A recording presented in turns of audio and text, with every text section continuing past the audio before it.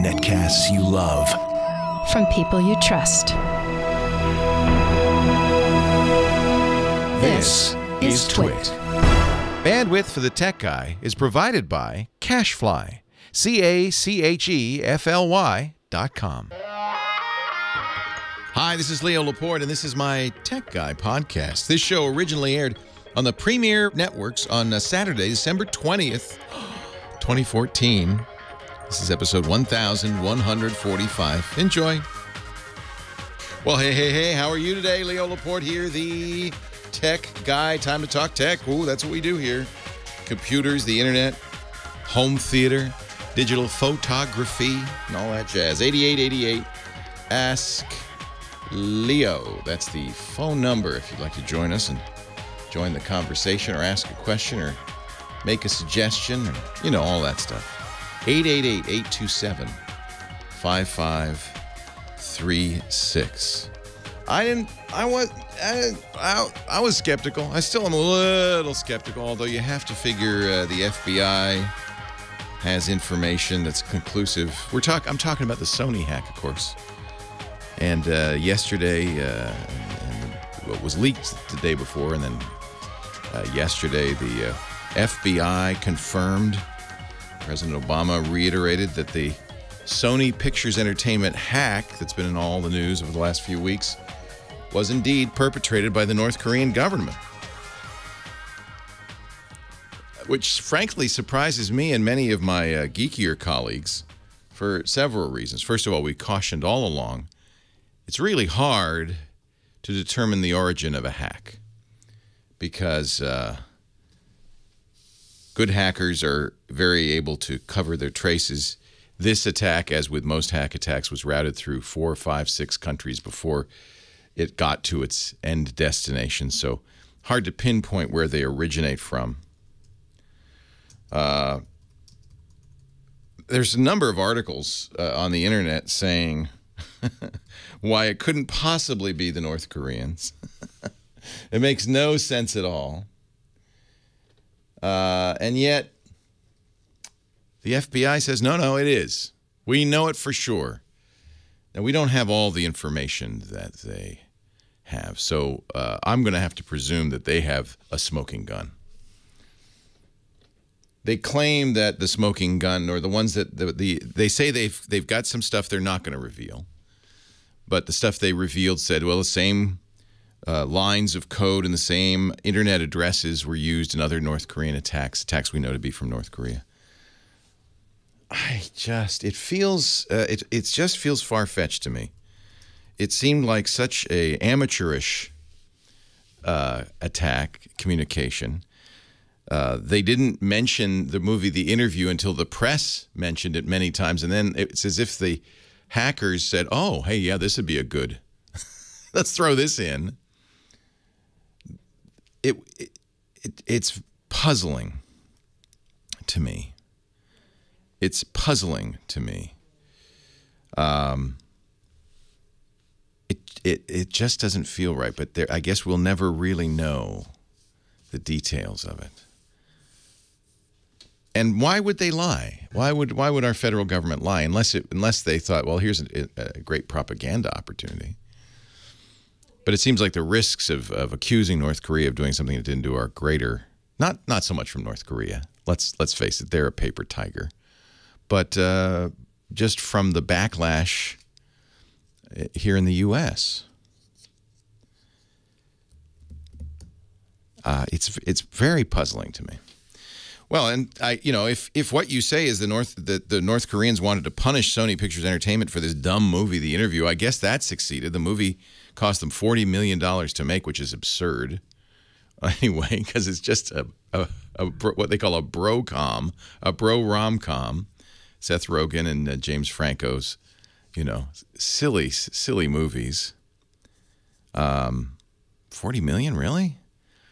People who've seen it said, we don't know where that money went. Maybe actually now we can look at the budget. We can tell you exactly where that money went. That's another thing I want to talk a little bit about. And I'm curious how you feel about this. There have been some who've said, you're just you're just supporting the hackers, the bad guys, when you repeat the information they are publicizing, internal emails and things. And certainly there's a huge gossip value to this stuff.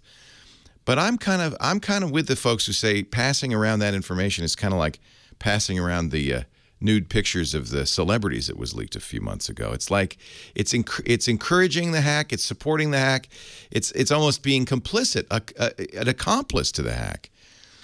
There's some information in there I think the public has a right to know, and that's what some journalists have said. Well, of course, even though it's illegally obtained information, doesn't mean that there's stuff in there that the public doesn't have a right to know and we have a right to disseminate. You could say the same thing about Edward Snowden's leaks. You could say the same thing about the Pentagon Papers. There's a long tradition of the press revealing illegally obtained documents, classified documents, because there was a real public need to know. Public doesn't really need to know how much James Franco got paid for driving himself to the movie set. And then all these emails really are just gossipy. So I agree. I don't want to really participate in that. I think there's plenty for us to talk about. And there were a few tidbits in there that I think the public does have a right to know. For instance, the Attorney General of the state of Mississippi has been going after Google. And it turns out that Sony Pictures hired his predecessor, the former Attorney General of Mississippi, and we learned this from the documents, to lobby the current Attorney General to get him to do this. Why did Sony have an interest in that? Because they feel that Google publishing BitTorrent links and places you can go to find pirated versions of movies is wrong, and they'd like to shut Google down. They'd like to have, as others would, the right to get Google to remove links, to censor Google. And so the Attorney General of Mississippi went after him.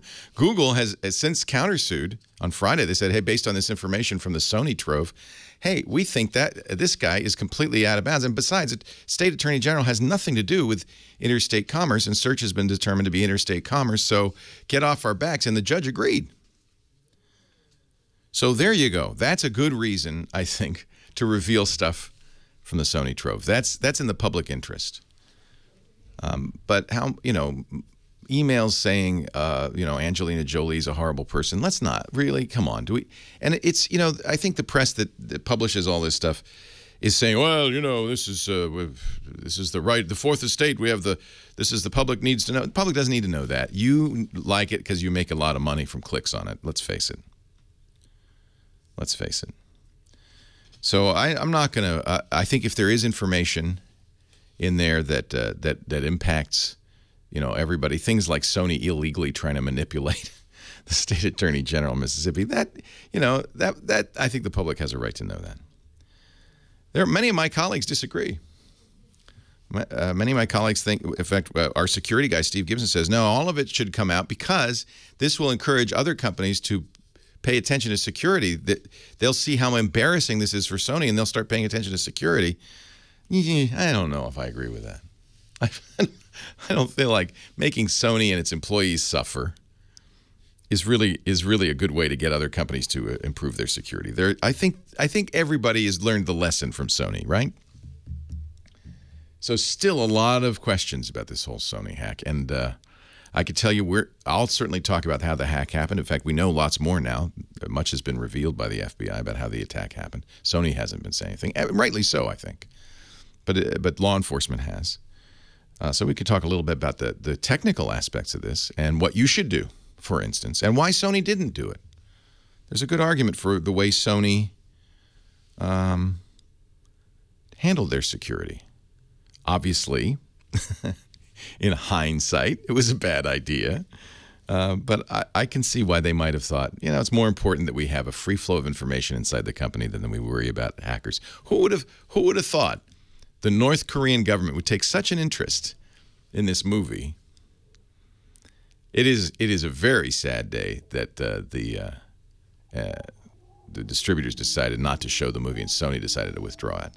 That's sad. That's utter capitulation. And I think that's the wrong direction. It's a tech story. Leo Laporte, the tech guy.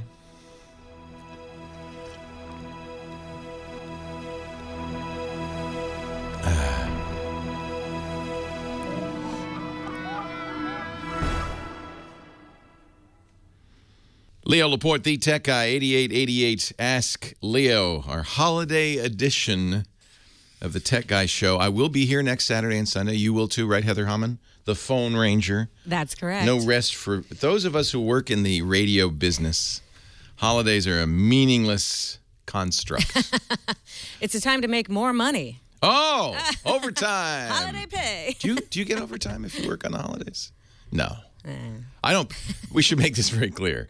If it were me, I would, but I don't pay you. You're an employee of the Premier Networks, right. And you're like a little spy that they have planted here in the studio. Do you report back? To make sure you behave? Never happen. Oh, behave. I'll go ahead and say it out loud. I'm more like a partner in crime. I think so. I think you egg me on, but that's, So, so happy holidays. Y'all are ready? Have you done your shopping? Yep. Gosh, I hate that. This seems to be a gender difference. I know it's a stereotype, but women do seem better at shopping. I join all the other fathers on Christmas Eve, searching the aisles of Target for some last minute G-Jaw I can pawn off as a Christmas gift. If anyone's still shopping for me, please don't do it at Target. I mean, that's where I shop for me, not you. I know. My kids are grown now, so it's hard for me to think of. I asked Abby what she wanted. She said an Audi. And I thought, well, she wants belly button augmentation? Not an Audi. Oh. A car, an Audi car. My, that's presumptuous. I thought that was not presumptuous. I mean, certainly you should ask for what you want. And go get it. Start high and work down from there. Should I do gift cards, you think, for the kids? You can get an iTunes gift card or an Amazon gift card. That's probably a pretty safe bet. I don't know. Henry, you know what Henry wants? Henry's get the Audi, I know. But I said it's okay, but that would be 18 Christmases and 18 birthdays and 18 Valentine's Days. Henry wants, which is interesting, he wants lessons on how to use all his electronica music gear. Because over the years, he uses Logic, Apple's Logic. He's quite adept at that, but he wants to get better. And then over the years, I've plied him foolishly with additional kind of, something called an APC, which is what DJs use to trigger sound events and stuff. And so he has a pretty elaborate setup, because I thought he was really into this. He said, can you just hire somebody to teach me how to use all this? So apparently I thought, I don't know where you'd find some. Apparently this is, we all grew up in the world of piano lessons, violin lessons. Apparently they have lessons in this kind of stuff too now. For sure. Oh, that's a great gift. Experiences, learning. I think that's a good thing. I think that one I'll do for her. Some United Miles or something. I'm sending her to Spain to study Spanish in the summer. I think that should be her Christmas present. Wow. Yeah. Done and done. Yeah. All right. Somebody, Beatmaster says, you should get Henry Native Instruments Complete, which is, I guess, some natural instrument samples for Logic. Those would be kind of nice. But I may not be able to help myself, friends, but I can help you. Shop for the holidays. That's what I'm here for. So 8888 Ask Leo, 888-827-5536. Toll free from anywhere in the U.S. or Canada. And, I see my friend Kevin Mitnick, computer hacker, is on CNN right now talking about, what do you think? Korea. So I'll have to see what Kevin says. Kevin is an interesting case. He went to prison for hacking. I met him, in fact, when he came out of prison. And he supposedly had reformed. He's written a number of books. He's become a computer hacking consultant. But now he sells, as part of his business, something called zero-day exploits. He sells exploits. And I'm not sure if I really think that's a good idea, but anyway. Sells exploits. Yeah. It's a business, So if you are the first to discover a flaw in a piece of software, and no one else has discovered it, that has value. And apparently he sells those. Wow. Yeah. Who knew? I don't know. He may say, well, I don't sell them to hackers. I only sell them to businesses so they can. I don't know. I didn't know that was a thing. That's amazing. Oh, it's a big thing. You made a mistake over there. Give me some money. Yeah. Yeah. You missed the It's spot. a big business. That'll be $100. Yeah. So I'm sure we have a lot. Oh, wait a minute. I don't have to guess. Look at that. The lines are jammed. Who should I start with? Right over the plate there, we've got someone shopping. Rex in Temecula. All right. Thank you, Heather Hammond. Hello, Rex. Howdy, Leo. How are you? I'm well. Welcome to the show. What can I do for you? Well, I've got a dilemma here. I've got this big, giant flat-screen TV. I have zero technical capability, but I'm looking to find a computer that I can connect to it so that I can stream all the shows that my lovely wife would like to watch on it, like The Good Wife and all that good stuff. But I don't know what to buy. Yeah, well, it's a little confusing because no one box that you buy, and you don't really want a computer. What you want is something like an Apple TV or Roku or an Amazon Fire TV. What you want to buy, there are at least 3, and there's actually many more. There's dozens of these devices. They're fairly inexpensive. They're designed to hook your television up to the internet, where a lot of these shows live.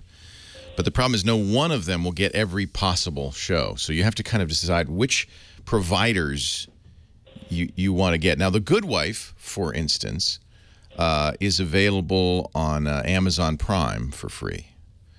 So you could watch 6 seasons of The Good Wife. Does she want to watch previous seasons or the current season? Beginning to end. Yeah. That's how we watch TV now. It's great. It's great because there's no commercials, and you can binge. We'll watch 3 or 4 episodes of The Good Wife in one night. It's awesome. Leo, she told me when I couldn't figure this out, she goes, call Leo and ask him. And she listens to you religiously, and she told me when I got a hold of you that I'm supposed to let you know she's professing her unrequited love for you. She just loves your show. Oh, well, tell her thank you. So this is a good start. Dana. You can tell her. She's listening right now. Thank you, Dana. Dana? Dana, yeah. Dana. Thank you, Dana. That's very nice of you. You made her, Chris? I don't want to get between you and Rex, but that's very nice of you. Well, if you solve this problem, I'm okay with that. These are great stocking stuffers. So so the idea is you don't want a computer. You want something inexpensive, and these range from $35 to $99. They're all a little bit different. So The Good Wife, like I said, is if you have Amazon Prime, are you an Amazon Prime subscriber? I am, as a matter of fact. I just didn't realize they offered it. Yeah, Amazon Prime has a lot of free stuff, including all 6 seasons, first 6 seasons of The Good Wife. So that's a great place to go. So then okay, checkbox. I might even make a note here. I want Amazon's Prime streaming. Everything that's out there will do that except Apple TV. Okay. But Apple TV is the only one that will stream iTunes stuff. So if you buy movies or TV shows on iTunes, then you need an Apple TV. You see, you have to choose where you want to get your stuff from. Everybody does Netflix. Most people do Hulu. Well, I have Netflix, and the problem is, though, you can't go to the general internet. Yeah, hold on a sec. Hold on. We got to take a break. Well, this is a big topic. Leo Laporte, the tech guy. Hello, the Sudha writer. Happy Christmas. That's Scott Wilkinson wearing his Santa jammies. He's here for the holidays. Ho, ho, ho. Hi, Scott Wilkinson. He's our home theater expert editor-in-chief at the AVS Forum. We were talking to Rex, and by proxy, Rex's wife, Dana, about adding internet access to the television. He said computer, and in a way, you are adding a computer to your TV because you need something that has a processor and memory and software that can take the internet signals, turn them into something that your TV can see. Almost all of these devices have an Ethernet or a Wi-Fi connection on one end. That's where they're getting the internet, and an HDMI connector on the other end. That's what goes into your TV. So they have to decode. They have to have software on there with menus. They have to decode the signals, turn them into HDMI. They have to do a lot. So there are little computers in there. They're absolutely little computers. But they're not sophisticated, and that's why you can get something like a Chromecast, which is $35, right? Or the Amazon Fire TV Stick, which is about $10 more. I think it's $40, $45, or a Roku or an Apple TV. Those are the $100 units, and use them to kind of internet connect your TV. Rex mentioned he already has Netflix, and that's everything comes with Netflix because Netflix, unlike the real world, Netflix wants to be on. They don't care that you pay for them, so they want to be there everywhere you can be. But then you look at things like HBO Go, which is wonderful, and that's on many of these devices. It's on the Apple TV. It's on the Roku. Except for the moment, you have to have HBO on your cable or satellite system in order to access it. Right. So you're paying. That's going to soon change. Yeah, you're paying for the cable access to HBO, and so what you do on a Roku, for instance, is you log into your cable provider, and they then tell HBO Go, yeah, he's okay, let him in. And now, and the thing that's great about HBO Go, and it's better, in fact, than your on-demand service from your cable companies, it has every show that's ever been on HBO. I mean, you can go way back in time. You can watch all of The Sopranos. Everything's there. Yeah. HBO, though, for a long time, this was so weird.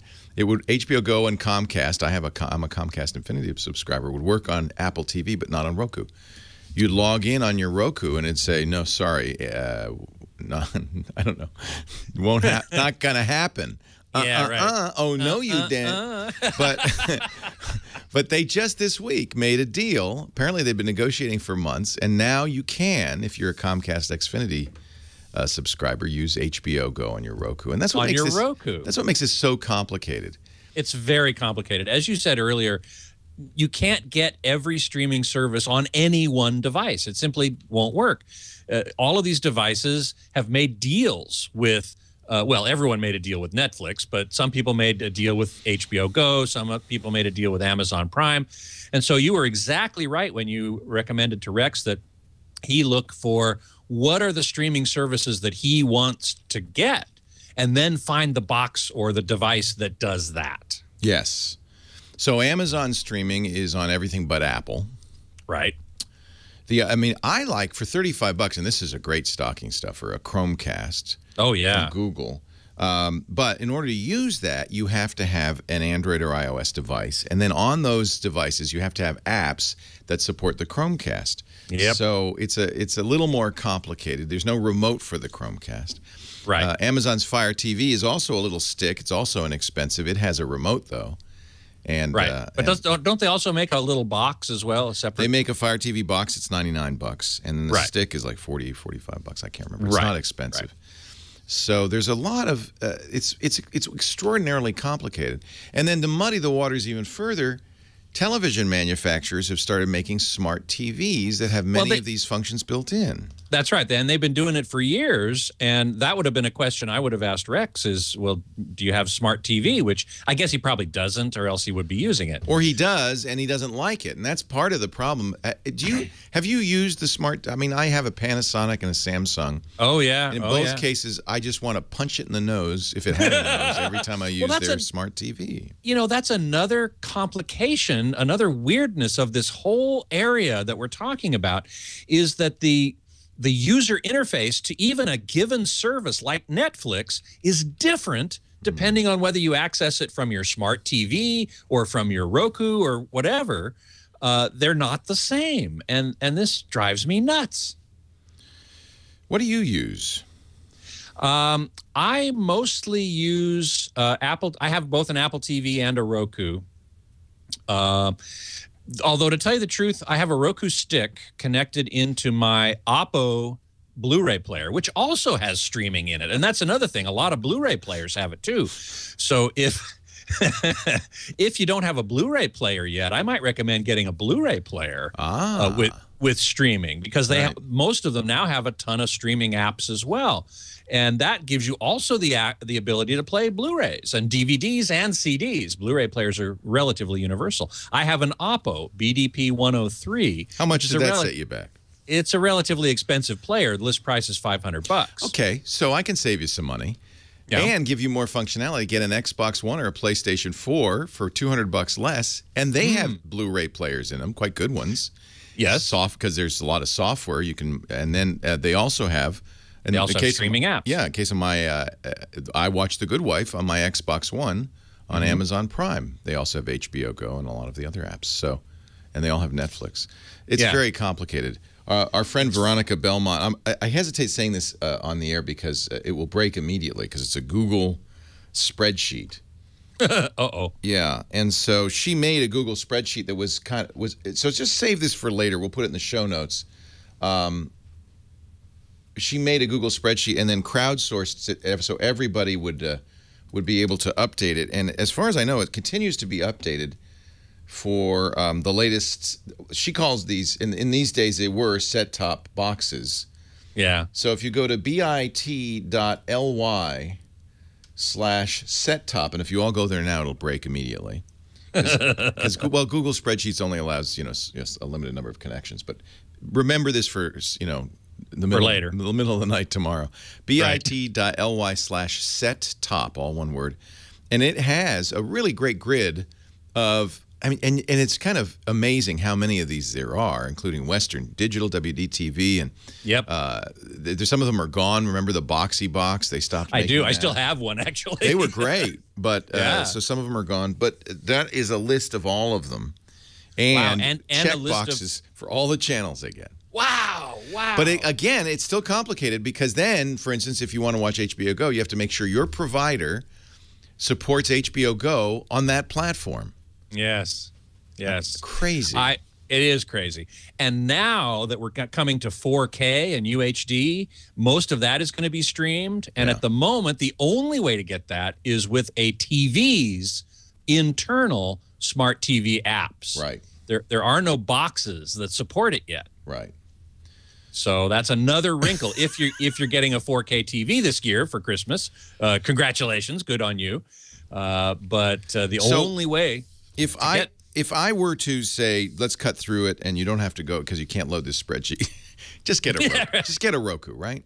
I would say yes, unless you're tied to iTunes. But otherwise, yes, Roku has the widest selection, the largest selection. Literally thousands of channels. Yeah, absolutely. Now, my Roku stick, I've had some problems with. Yeah, don't get a Roku stick. I agree. And I'm sad that I got one because it doesn't work very well. Mine crashes a lot. I think there's just not enough memory or it gets too hot. Yeah. But the Roku 3 box is great. And the remote has a headphone jack. So it's great for private listening. Very cool. We put that in the guest room so that guests can watch TV, my mom particularly, really loud. Because she's older and she's a little hard of hearing. And so she likes to turn the TV up really loud, so it's a really good choice. I'm sorry, we just used up your entire segment. Scott Wilkinson. But this is a great topic because this is a great stocking stuffer, great holiday. Absolutely. AVSforum.com. Leo Laporte, the tech guy.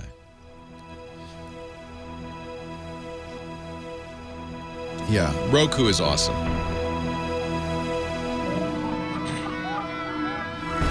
All right, Scotty, I'll let you take the helm. Nah, you look at that. Hey, we have the technology. It's like I know what I'm doing, except I don't. Joey in the chat room is saying Chromecast works with Chrome on a PC or a laptop, and that's true, too. You don't need an Android device. But, I mean, an Android device is a lot easier and to work with than a PC in your lap. I use a PC in my lap a lot in my studio, and that can get kind of hot. But it's true. You can use Chrome. You don't need that Android device. So anyway, let's see. Wow Hunter asks, will LG continue to make OLED TVs? Do you think the price will come down next year? The answer is yes and yes. We are undoubtedly going to see more OLED TVs from LG at CES next month, just in a couple, 2 or 3 weeks now. Yikes. And I think the prices are going to come down. Their first 55-inch went from, I think, $15,000. And then the next generation of the same roughly 55-inch TV is now $3,000. So with price drops like that, it can't help but affect the rest of the market. I read an article recently about LG and how they're really pushing ahead with OLED big time, and they're ramping up their fabs, their production facilities, and they are doubling down, as it were, going all in, to use the gambling metaphor, with OLED, and nobody else is. So they're going to own this market. I mean, it's amazing, actually. We'll probably see some from some of the Chinese companies, Hisense, TCL, Changhong, perhaps. But they're all going to be sourcing their OLED panels from LG Display, which is a separate company from LG Electronics, but of course they're related. So let's see. I got a bunch of questions here, which I'm happy to see. Thank you, Bug Smasher. Love the HTG episode on lips and laser projection. Any companies working on refitting xenon lamp modules with laser pump phosphors and older current DLP projectors? Not that I know of. That would be kind of a expensive thing to do. Easier just to make a new projector. Let's see. Thank you very much, Sarah Jane, UK. I'm waving to you from across the pond. Absolutely. Table asks, do I see cable companies? Well, we're not there yet. Do I see cable companies moving towards HEVC anytime soon? HEVC is high efficiency video coding. It is the next generation of video compression, and it's what's required for 4K. And interestingly, I think the cable companies and the satellite provider, with an exception, are going to be among the last to bring 4K or UHD into the content mix. Thank you, sir. Here we go. I'll be happy to stick around if you like. Yep. Top of the hour, more Scott Wilkinson. Woohoo! Leo Laporte, the tech guy. You know what I love when I hear songs like this? And all those really, really old Christmas songs. I always think about, that's nice. They're getting royalties. They can live a nice, comfortable in their old age. They can enjoy. Now, who's that? Who's that? That's Chuck Berry. So, I mean, that song probably kept him, kept his swimming pool full for quite some time, right? Don't you think? And then you hear the barking dogs, and I wonder, are they getting Alpo? Are they doing well? Because every year, or Alvin and the Chipmunks. Alvin's probably got a pretty nice house in Malibu right now. He's living the life based on royalty checks, and it's once a year. So play the heck out of those old songs. Let's keep those guys afloat. I'll tell you the thing that broke my heart. I interviewed towards the end of his life Alan Hale Jr., who was the skipper on Gilligan's Island, and the guy made no money. Not only did he make no money on Gilligan's Island, he made $200 a year in royalties. Nothing. That show still airs all over the world, but the deals they made in those days, they didn't make deals for reruns, and they didn't contemplate the fact that this silly little show would be running for 50 years. And so poor Alan Hale Jr., he was flogging some oil treatment. But I thought, I know he's here to talk about some oil treatment, but I'm going to interview him anyway because he's the skipper. And I just want to give him some love and thank him for raising me.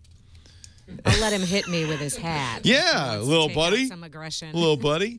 I hope Dobie Gillis did better, but I think a lot of these people, in those days, I think the Seinfeld crew's going to do fine for the rest of their natural lives. but I think in those days, you just didn't make much money, and you certainly didn't get any residuals, or not much. 8888 asked Leo. So I hope we helped Rex and Dana. I think we did. If you have to just cut to the chase, get a Roku. Don't get the stick, get the box, $99. And I think actually there's sales all the time. Look on Amazon, look at Roku.com. It's Roku Labs, ROKULABS.com. And they are often cutting the price. We're kind of due for a Roku 4. The nice thing about it only being $99 or one of the lesser expensive things is in 2 years when 4K comes out and more capabilities are there and you want something fancier, it's reasonable. Instead of upgrading your whole TV, this is why I don't like a smart TV. You'd have to upgrade your whole TV to get new features. This way, it's in the box. It breaks, you get a new one. 8888 ask Leo. Michael Richards didn't get a lot of money for the Seinfeld thing? God, that'd be sad. That'd be sad. Franny in Gloucester Township, New Jersey. I love that. Hey, Franny. Leo Laporte, the tech guy. Happy holidays. Hello, Franny. Did I press the button? I didn't. Hi, Franny. Hi. Can you hear me? She's talking away, and I didn't press the button. I hear you now, Franny. Sorry about that. Start all over. Happy holidays to you and Heather. Thank you. Thank you so much. She's been great. Everybody says how great she is. She is. What does she do that's so great? She just says hello. What's your question? She gets back on the phone and talks to you and makes sure you're okay and lets you know what's happening. She's the best. I'm teasing her. I know exactly what she does. She works very hard. I see her because she's sitting right across from me. I see her. This is a tough job for which she barely makes minimum wage, and so I'm very grateful. I think we gave you a little holiday gift. Did you get your holiday gift? Okay, good. She's got a little tear in her eye. I can't tell if that's because it was such a cheesy holiday gift or such a good one. She's holding a bottle of wine. Okay. What can I do for you? Okay. I don't know if this exists, but I'm looking for an app, a phone app, that I can easily keep track of every charge I make. My husband and I both have used 2 major credit cards, and we charge everything. Right. And we pay it off at the end of the month. Right. And we do it for 2 reasons, but my main reason is not this. Like, I'm self-employed. He's not. He's employed, but not self-employed. So, with the Staples now being hacked, and I buy a lot of office products there. Yeah. So we charge a lot of things, even little things, go and get gas or grocery store. What's an easy way to check, to reconcile, except taking out every receipt and looking at the statement? Yeah, you don't want to do that, do you? No. No, and I'm with you. I feel like we're putting one over on the credit card companies when we use them like crazy and they pay it off at the end of the month. Ha ha! No interest for you. Ha! And rewards. No, and I think that's a great way to do it. I encourage my kids to do that. You build credit. It's convenient. If you've got miles or points on the card, you get a little something extra. Just don't run a balance, because that's where they make all their money. So you're right to want to kind of keep track of it. I wouldn't worry. And by the way, very important nowadays with credit card theft, you're exactly right, to make sure that your card isn't used inappropriately. I have to say, though, because of the laws in this country, the credit card companies are liable for losses. They pay better attention to it than you ever will. And it's kind of a little frustrating sometimes. Some of the banks I have credit cards with will actually just turn the card off. The minute they see anything weird, it just stops working. And then they send you a note saying, call us if this is real, but we don't think so, so we're turning your card off. Other cards, American Express, very good. The fraud department, very good about calling or sending an email saying, we think there's some fraudulent charges. So just to reassure you a little bit, because they're liable for losses, they're very careful to monitor this. And they do some really interesting back-end computer big data analysis. Someday we'll spend some time talking about how big data works. But they are very sharp. There's patterns that they look for. For instance, the surest way to get your credit card cut off is to fill up the tank twice at one gas station at the same time. Say you and your husband pull up and you fill up his tank and then you fill up yours. That's exactly the kind of behavior a stolen charge card has. And so they'll immediately flag that. And you'll get a call saying, did you really buy 2 tanks of gas at once? Because that's weird. And then you say, yes, I did. And they say, okay. But to answer your question, there are several apps that I highly recommend.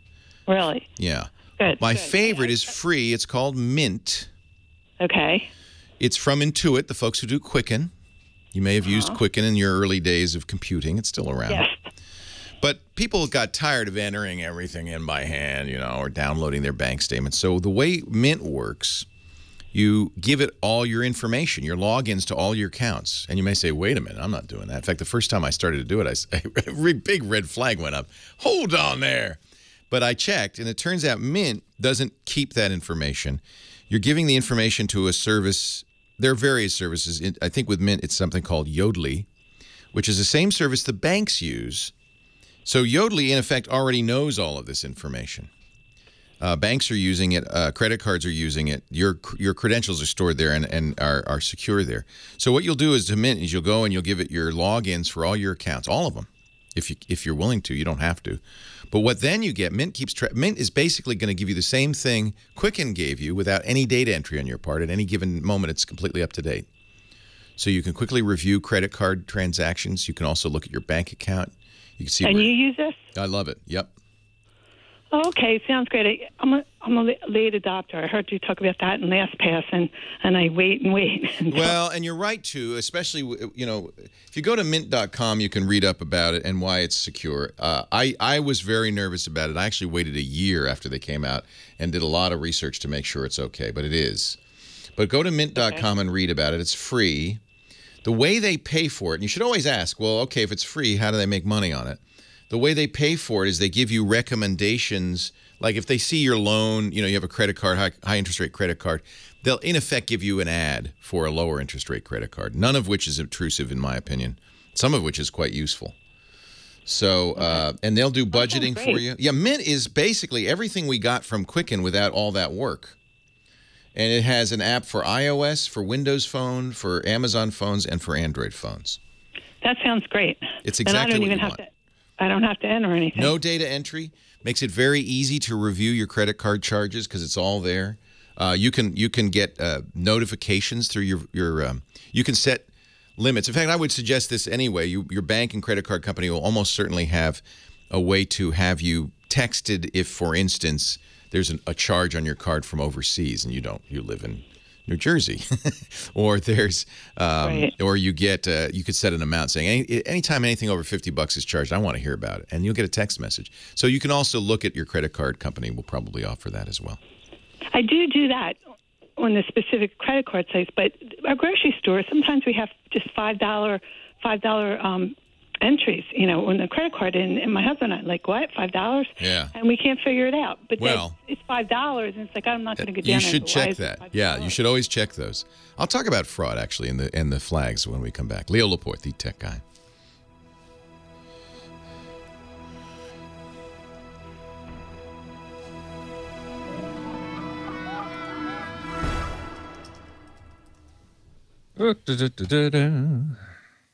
Thank you so much. Scotty. Yes, I appreciate it. So yeah, I've been having some fun in the chat room talking about TVs and Bug Smasher's 720p DLP is projectors in this final hours of lamp life, which is a problem with projectors. Hunt for the new projector, waiting to see what's coming down the pike from CES. I'm certainly heading to CES next month. I'm going to be doing a lot of work there. But CES isn't really the show for projectors. That is the Cedia show in the fall. So you got a long wait if you're going to wait till the real projector show. There will be a few at CES. Optima, I'm pretty sure, will be there. BenQ, I know, will be there. And those are relatively low-cost projectors. Bug Smasher, I would ask you what kind of budget are you looking at? That would help determine whether you want to look at BenQ or Optima, or if you want to step up to Sony or JVC or Epson. Epson, I don't think Epson's going to be at CES, but I know they've introduced some great new projectors at Cedia last fall. So Logan 5 says, I was in Bed Bath & Beyond. I saw one of those Crosley-like turntables in a suitcase with a selection of recent LPs. Yeah, I go into antique stores and thrift stores and stuff once in a while, and I see turntables now and again. They don't interest me. I've got 8 boxes of LPs in the garage, but vinyl I have to say, just doesn't interest me. I know that's sacrilege to a lot of audiophiles, but it is a matter of convenience. Meridian's been talking a lot about convenience and quality lately with their new MQA, Master Quality Authenticated format, which gives you very high quality digital audio, depending on the master, the original master, and also a great deal of lossless compression using an innovative kind of scheme using metadata to encode the ultrasonic frequencies rather than encoding them directly. So it's a very interesting technology just announced. They will be showing it at CES, and I will certainly be going to examine it and give it a listen. But, their whole point is convenience versus quality. This is the perennial question. And quality often is not convenient. And LPs are an example of that. Whether or not you think LPs are high quality, many people do, but they're very inconvenient. You know, you have to make sure they're clean and the turntables arm is set up correctly and all this stuff. CDs are more convenient, but they're still a physical medium, and a lot of people think that the only way to get true convenience is streaming or downloading. But that usually is poor quality because it's highly compressed MP3 or other such lossy compression. So, you know, MQA, this new Meridian technology, claims to solve that problem and give you both quality and streaming and downloading convenience because it doesn't take up that much space, storage space, or bandwidth. So I'm quite intrigued by this new Meridian technology. I'm really looking forward to it. Web7788 asked, did Panasonic's promise of LCDs, TVs matching plasma black levels actually come true? It looks like it probably has. The AX900 is their flagship. My colleague Mark Henninger is just about to get one for review. What he saw in manufacturer demos, take that with a grain of salt, looked really, really good. So that there is a certain, there's some hope that that could actually come true. Let's see, what do I got here? iPhone 35211. What about HDMI cables? MediaBridge says their new one is able to support all the HDMI 2.0 features. Should I take that with a grain of salt? Well, if they can prove that their cable will support data rates up to 18 gigabits per second reliably, then no reason to doubt it if they can prove it. Now, I just read a story that THX is going to start certifying HDMI cables, which is kind of interesting, because they found that while a lot of cables, you know, claim to be certified, and they are certified by, you know, an HDMI testing lab, THX is apparently going to take it one step farther and do some more rigorous tests. The bottom line, though, is as long as it can reliably carry 18 gigabits per second, which very few HDMI devices can support yet, but that's what HDMI 2.0, the ultimate speed is, and that's what you're really going to want in the end. So you want cables that will ultimately support it, even if the devices you have currently don't. But you want to make sure that they do. Yes, iPhone 35211, this MQA thing does sound pretty epic. I'm really excited about checking it out. Martin in Europe is asking, what's my opinion on 3D TV? Do I see any future for it? Or do I think it was just a period of hype? I don't think it was a period of hype. I think a lot of TVs still come with it and will continue to come with it. Studios continue to make 3D movies. They are more now in the animated genre than anything else. But they're going to continue to make 3D animated movies at the very least, if not others as well. And, you know, I myself like it. I like having 3D. I wonder, you know, I saw The Hobbit in 3D, very minor 3D, very, very minor 3D. Really? Did you see it in high frame rate? No. And then I saw, before that, I saw, what did we see? But it wasn't shot in 3D. It was a 3D upgrade. And I really wonder how much longer 3D is studios are going to make 3D. You're right, in animation it's free. But it's not free in video. It's quite a big deal. That's correct. Yeah. Yep. All right, thank you, Scotty. My pleasure. Merry Christmas. Happy New Year to everybody. Take care. Hey, I'm going to see you in New Year's. Yay! We'll see you then. You bet. Happy New Year. Thank you so much. You too.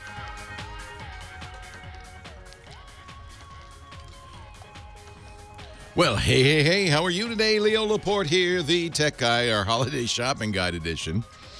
I think, huh? 8888 Ask Leo, that's the number, 888-827-5536. Toll free from anywhere in the U.S. or Canada. You can also reach us via Skype if you're outside that area. We do get Skype callers from around the world. It's fun. I love that.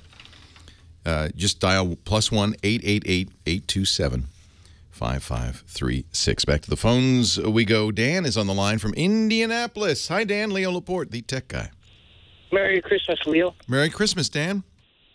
Hey, I'm wondering, what is the best voice recognized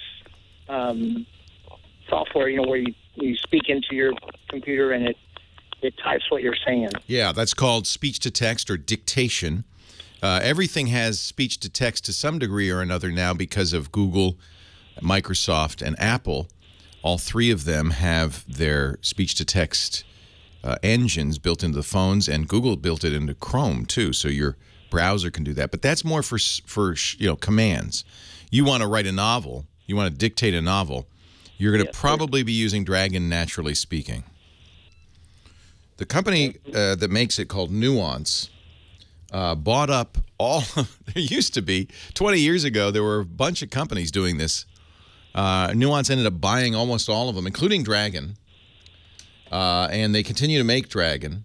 And I think it's easily the best out there. My friend David Pogue, who has written, I just realized, 80 books, 80.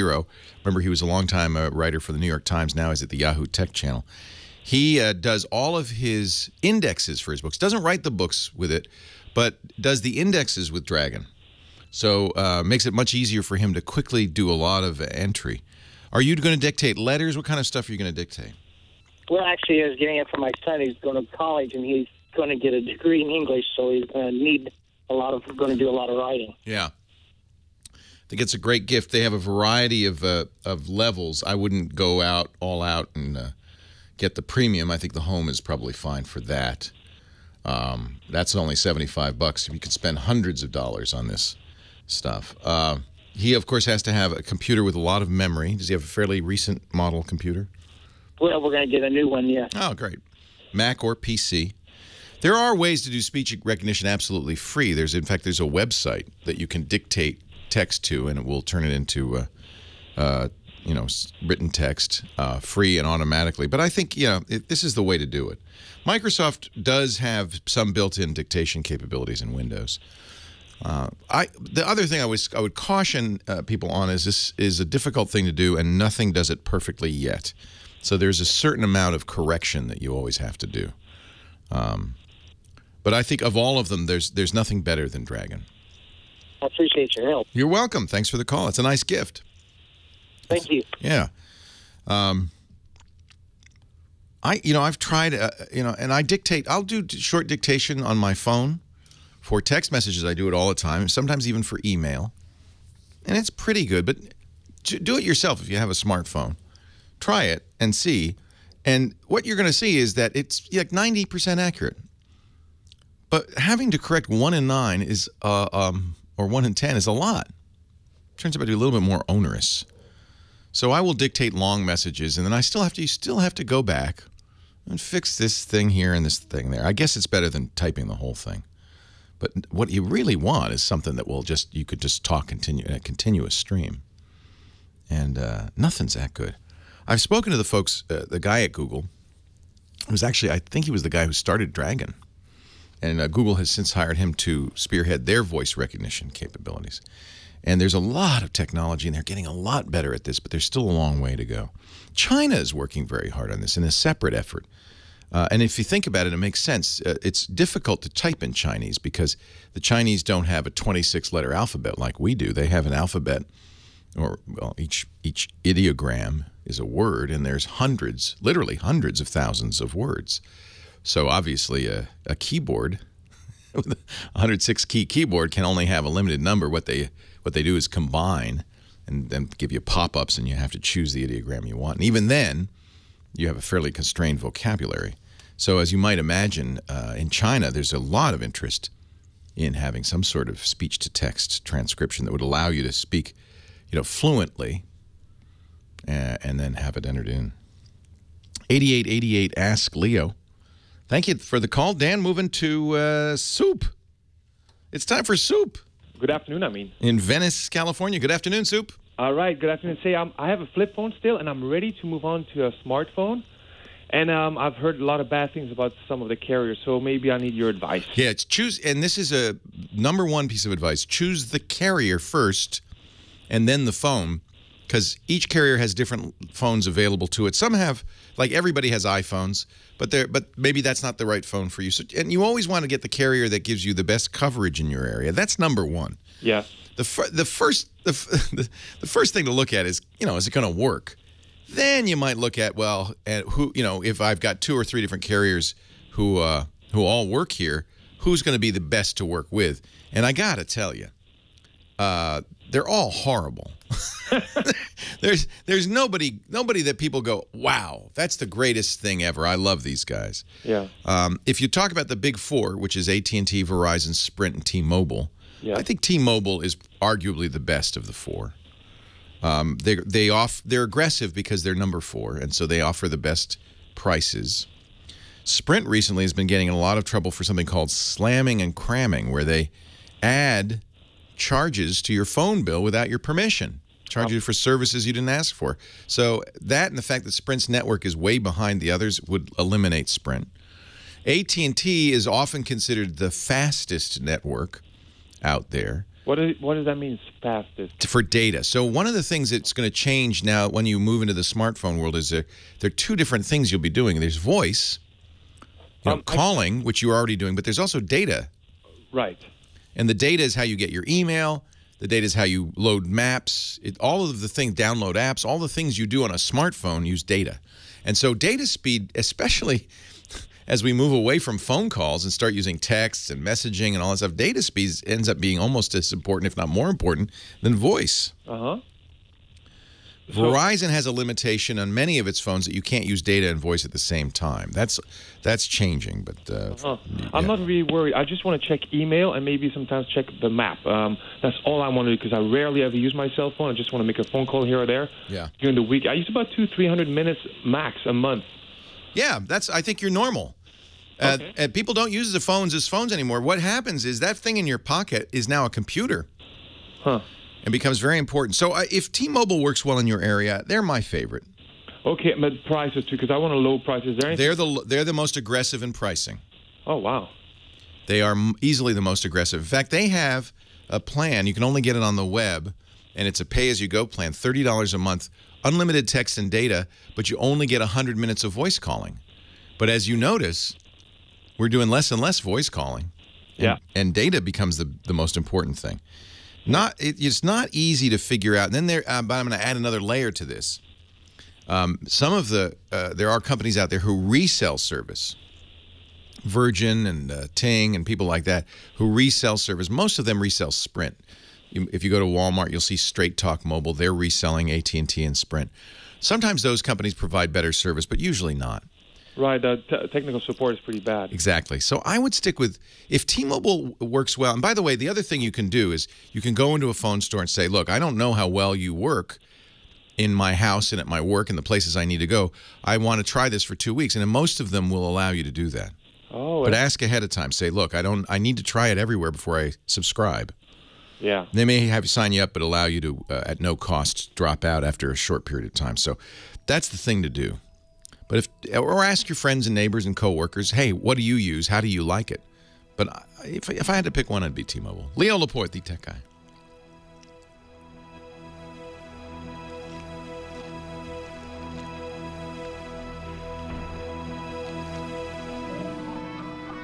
This is T-Mobile. Although nowadays with SIMs, I rapidly move things around. But the Nexus 6 is T-Mobile. And the Note 4 is AT&T. Those are my primary 2 numbers that I use. And the primary 2 phones that I use, and I'm going back and forth. And I think I've settled on those 2. But Clary Terry, we have not. Well, we had David Pogue on years ago. We are going to actually, he's got a new book. So he's scheduled for January on triangulation. So David will be on, yep. Our next triangulation is a best of. And then it's...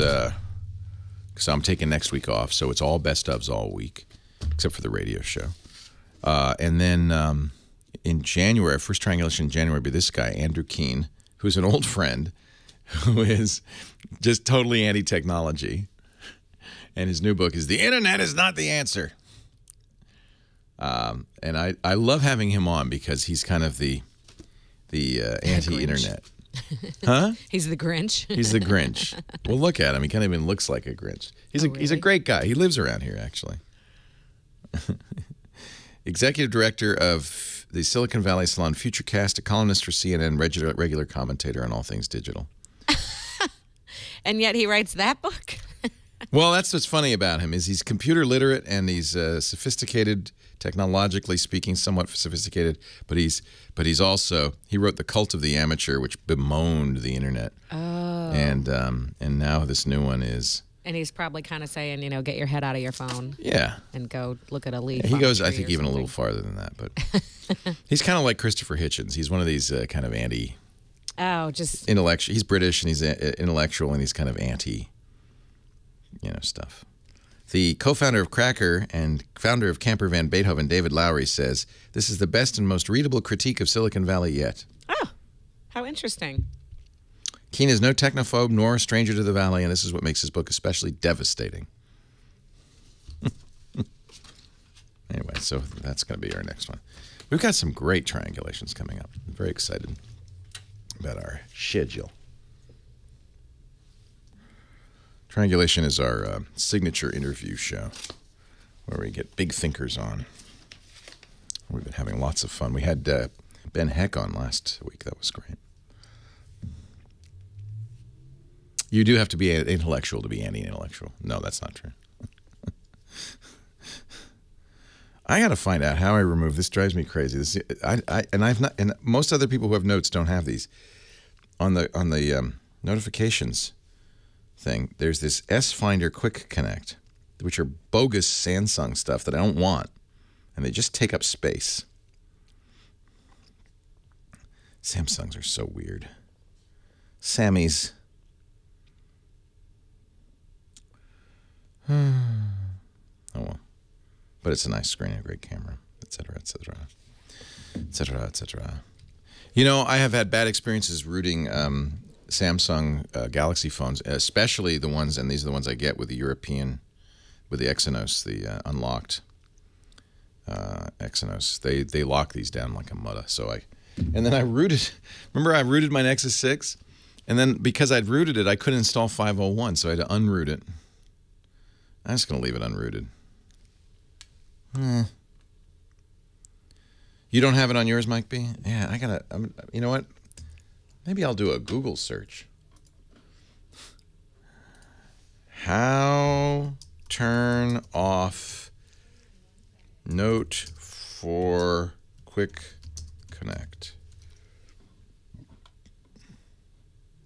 Darling. Leo Laporte, the tech guy, helping you spend your money. Last few shopping days, I have some of my shopping done.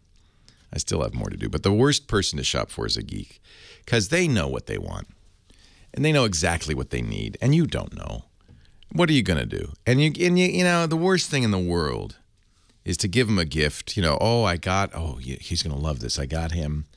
His remote control situation is out of control. So I got him a Logitech Harmony remote control.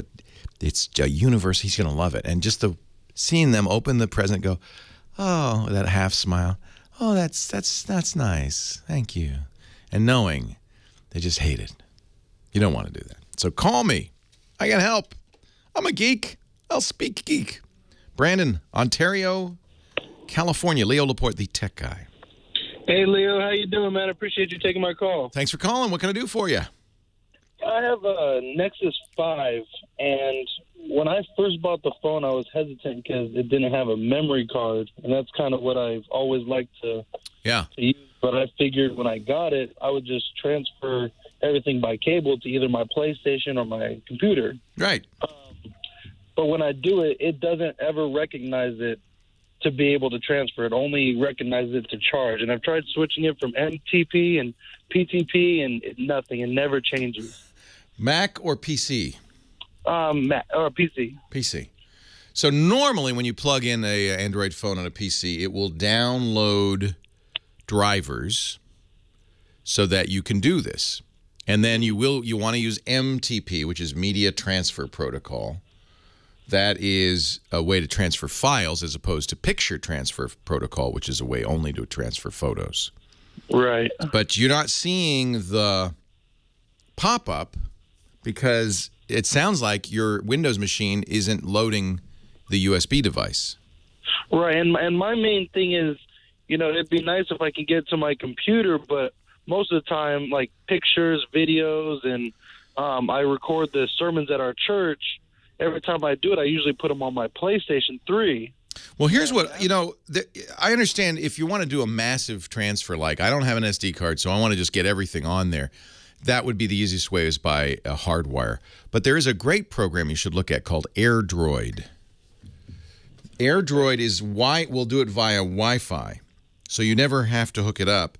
You turn on AirDroid, and it's as if your phone is hooked up to your computer. It's mounted, but it copies it over Wi-Fi. And for something like every Sunday, I've got to copy a sermon off of the phone and put it on my computer, AirDroid would be a great solution. You put it on both the phone and on your desktop. Okay. And it's a little slower than USB, especially USB 3. If you said a Galaxy S5? No, I have a Nexus 5. Nexus 5, that's right. Yeah, so I don't think the Nexus 5 has, I know it doesn't have USB 3, but on a device with USB 3, that would be really fast.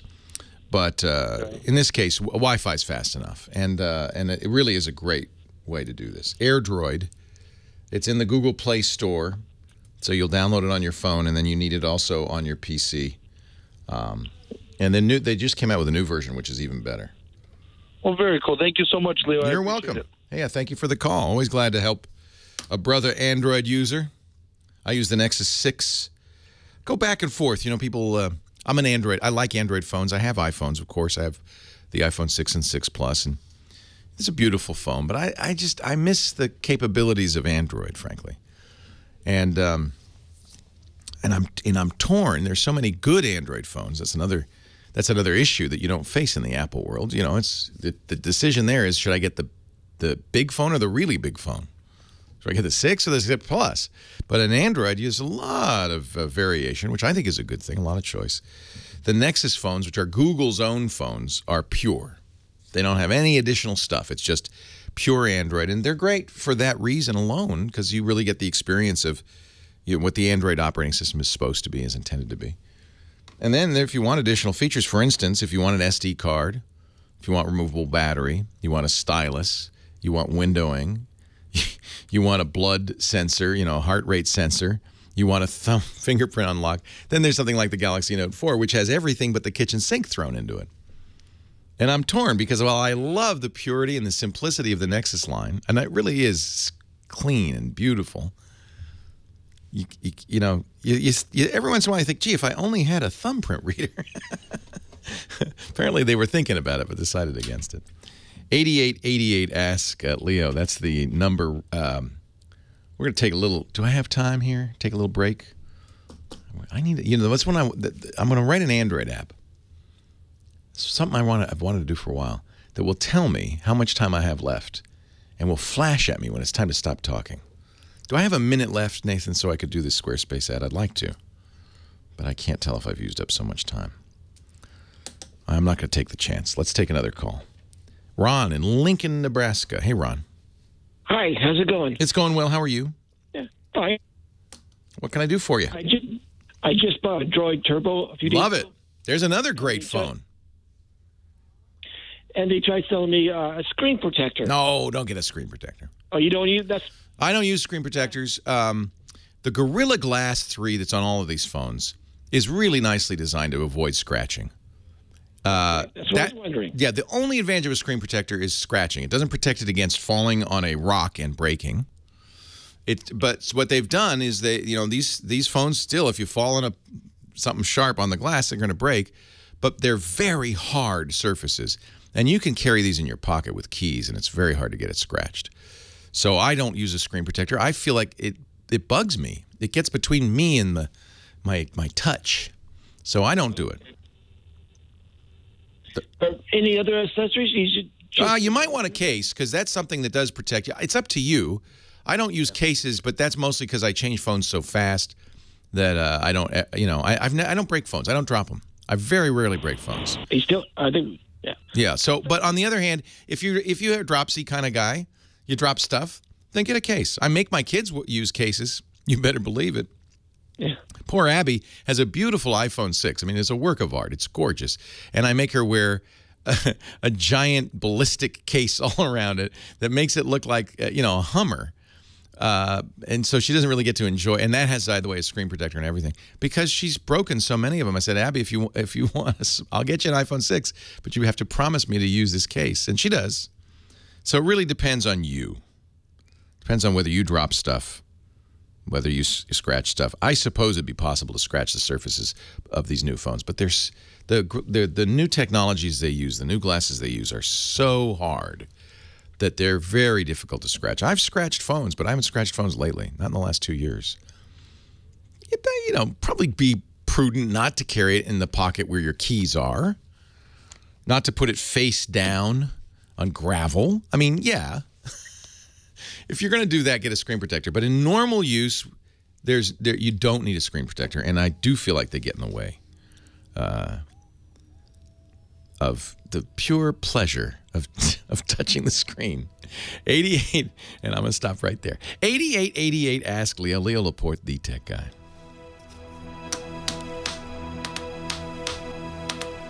Oh, I pay for my own devices. Pay a lot for my own devices. The big old jet airliner has deposited Johnny Jet. He's in beautiful North Korea, where he is working on our diplomatic relations. Hey, Johnny. Hello. I'm actually in Toronto, Canada. I thought so because you posted on your Instagram. He loves doing this. If you're not following him on Instagram, you should. Where am I, he says, and I see customs and douane. And I thought, well, you're either in France or more likely you're in Canada, because in Canada, everything's in French and English. Yeah. Yep, and I brought the big man with me. You can actually see his head behind me, sitting down on the couch. Look, Frosty the Snowman? What? Oh, your father. Yeah. Awesome. Awesome. So actually, I got a quick seating tip, and then I got a travel website for you and an app. All right. So one of my seating tricks, especially during the holidays, a lot of people are traveling together, and they wait to the last minute to get their seat assignments, and then they can't get seated together. I hate that. And you know what I really hate is when you're traveling with a kid and the guy won't move. You say, I just need to sit next to my son. I see you have a middle seat. Would you like my aisle seat? And he said, no. Well, that's just shocking. Rude. The middle seat is shocking. So this is what you need to do. So let's say there's two people traveling together. If you can't sit in the same row or even together, try, one person get an aisle and one person get a window anywhere in the plane. And that way, you have two chances of getting someone to swap with you. Because you could say, hey, I have a window for a window, or I have an aisle for an aisle. Because no one's really going to want to move no one's going to want to move into a middle seat. Or you're not going to get someone to get their bulkhead or exit row, which has more legroom. Right. But these are your best chances for getting someone to get up and change their seats. Give them $50. No, well, you can do that too. Okay. I mean, that should be a last resort, and I know people who have done it. Actually, at the very last resort. Yeah, at the very last resort. But give me the first resort. Bring donuts. Bring Tim Hortons. No, just say, listen, I have an aisle for your aisle. What's the difference? And if they're not traveling with someone, right? So that's my tip. And just say it. Just ask them. Is your tip? What is the tip? What's the tip? Ask them. No, the tip is to make sure you reserve an aisle and your partner reserves a window. That way you've got something shots. They want. What would you like? Oh, nobody wants the middle. We know that. Exactly. What would you like? An aisle, a window, sir? One can be yours. You pick. And then I have. Exactly. Actually, that was my most popular tip of the year, according to MailChimp. I use MailChimp, and they just gave my reports. I was shocked too, but and I have to say, so the idea is you're not sitting together because somebody's going to be sitting in between you, but you have a much better chance of persuading somebody to move. Maybe even that middle seat guy. Say, would you like to take one of our seats? Of course. And I don't mind being in the middle seat if my honey is in the aisle or window seat next to me. It's just I don't like being in the middle seat packed between two strangers. Exactly. Or if you're flying Southwest where they do not assign seats, what you do, and you get on the plane late, you walk down the aisle and you look for people who are traveling together but are trying to be a little sneaky, where one person takes a window and one person takes an aisle. They're hoping. So then he's hoping to get the whole row. So then you sit in the middle, and then one of them's going to say, "Oh, we'll switch with you." This works particularly well if you're very fat like me. Hi, how are you? And don't put on deodorant that morning. Yeah, just a couple of really handy tips. Or you wear a mask on the plane and start That's sneezing. good. Wear a mask and sneeze. Or have garlic fries before you get on. Or better yet, bring garlic fries with you. That's right. These are all ways to really annoy everybody in the plane.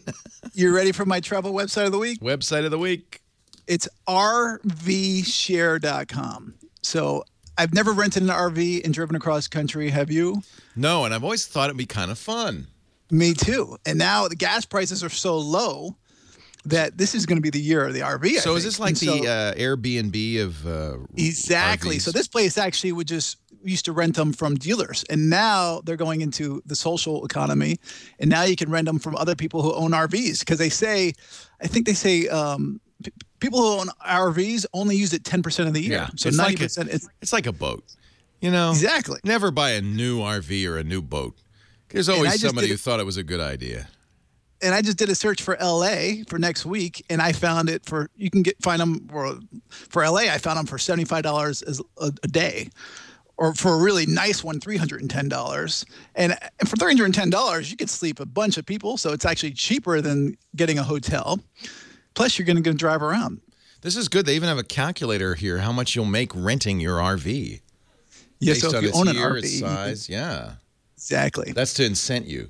So I'm going to. So you say where you want to rent the RV, where you'll pick it up, when you'll pick it up, when you'll drop it off. So you have to drop it off the same place, obviously. You do. Yeah. You do.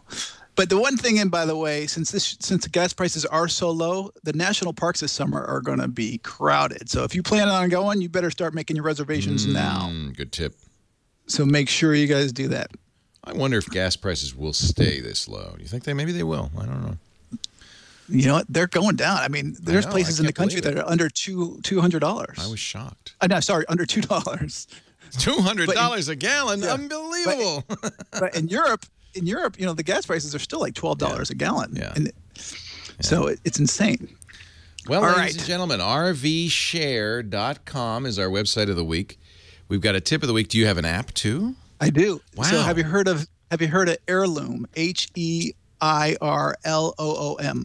Is it a place where I can buy a hair weave online? No? HEI. Oh, Heirloom. What is it? So it's for people who have, you know, when you travel, especially in the old days, you put your photos in albums, and you want to digitize them now.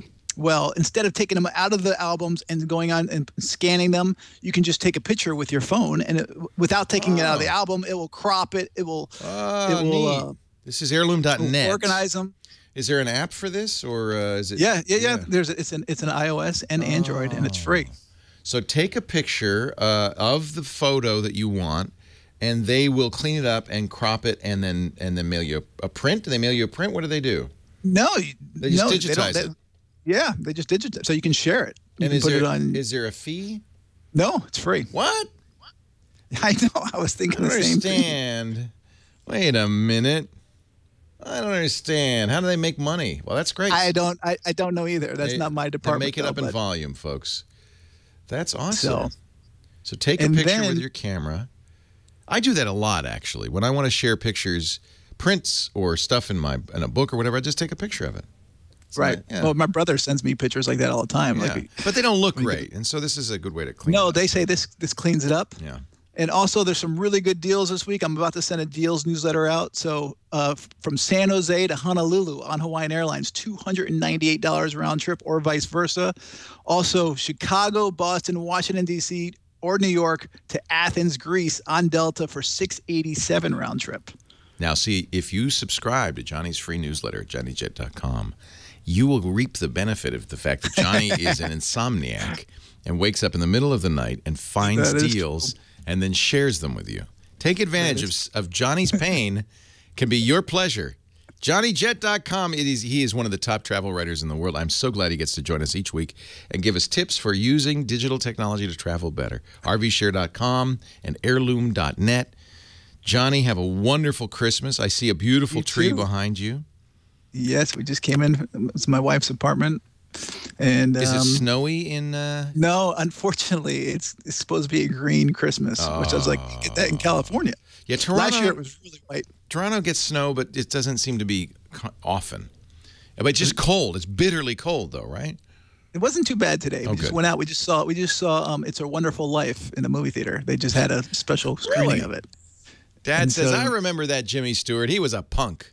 I mean, it's a great. I had a knot in my throat like you wouldn't believe. I love that movie. JohnnyJet.com. Merry Christmas. Happy holidays, Johnny. Enjoy, and we'll talk to you next week. Merry Christmas. Take care. Take care. Bye-bye. Leo Laporte, the tech guy.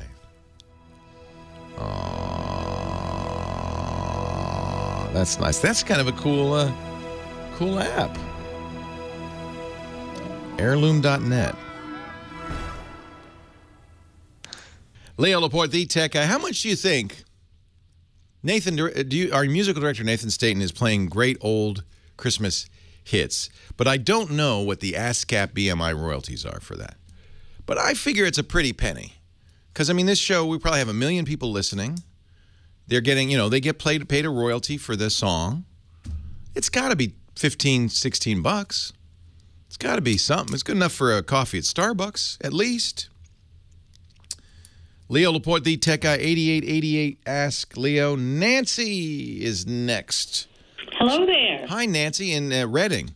Yeah, you got it right again. Listening to WEEU in beautiful Reading. Yes. Merry Christmas to you and everyone there. Nice to talk to you.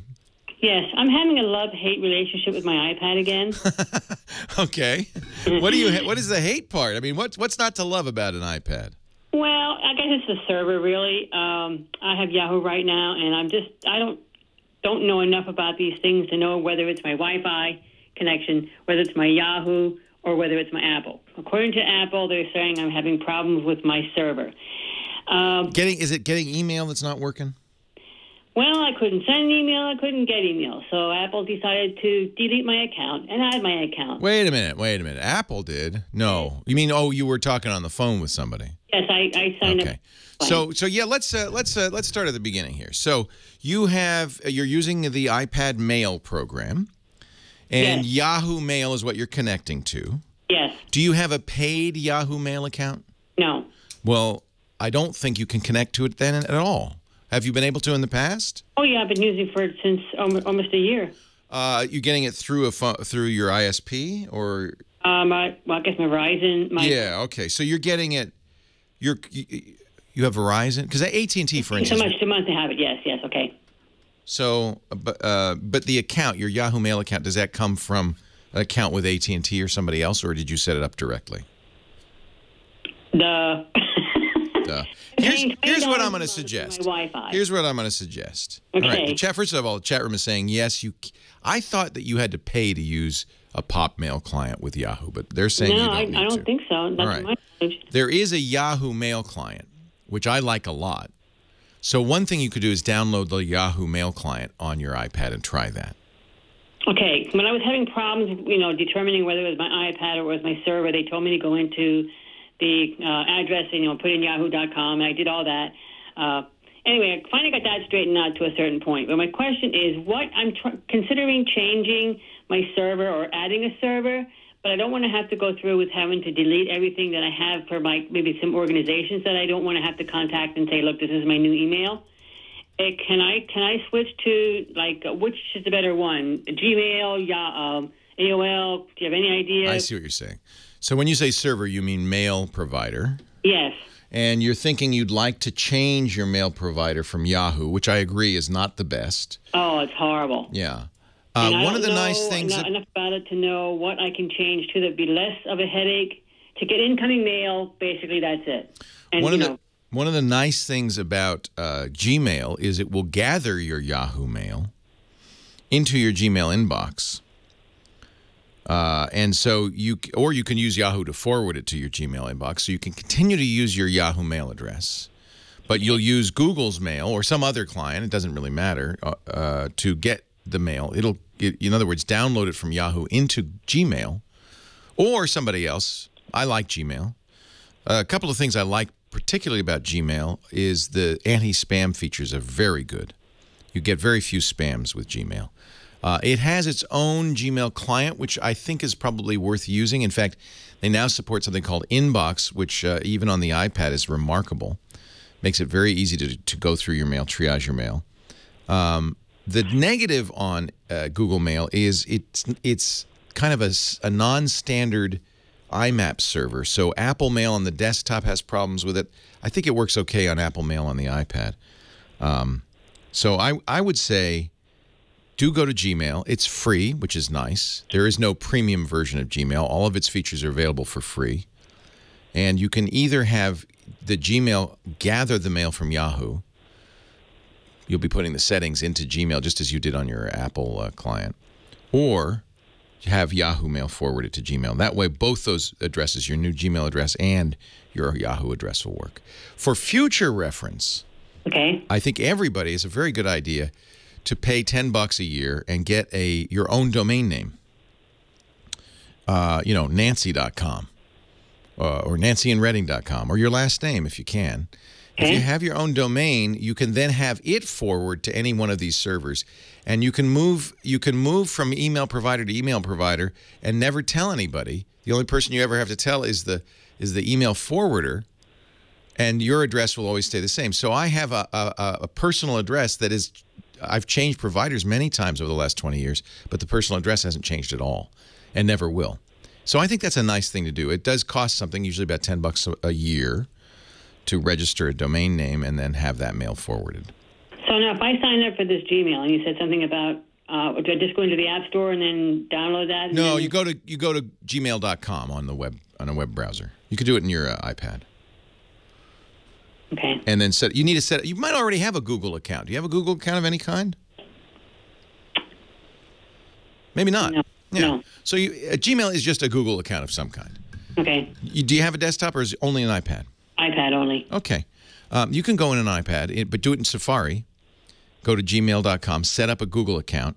Okay. And then you can add it to your mail on the iPad. Okay, gotcha. Now you've got 2 accounts, and that's fine. Apple Mail will take 2 accounts at once, put it all in one inbox. And then I would say your next bet is to start forwarding mail from Yahoo so you don't miss any mail. Okay. So I will get, since I have the 2 accounts, I still will get 2 incoming information from both accounts. Yep. You won't miss a beat.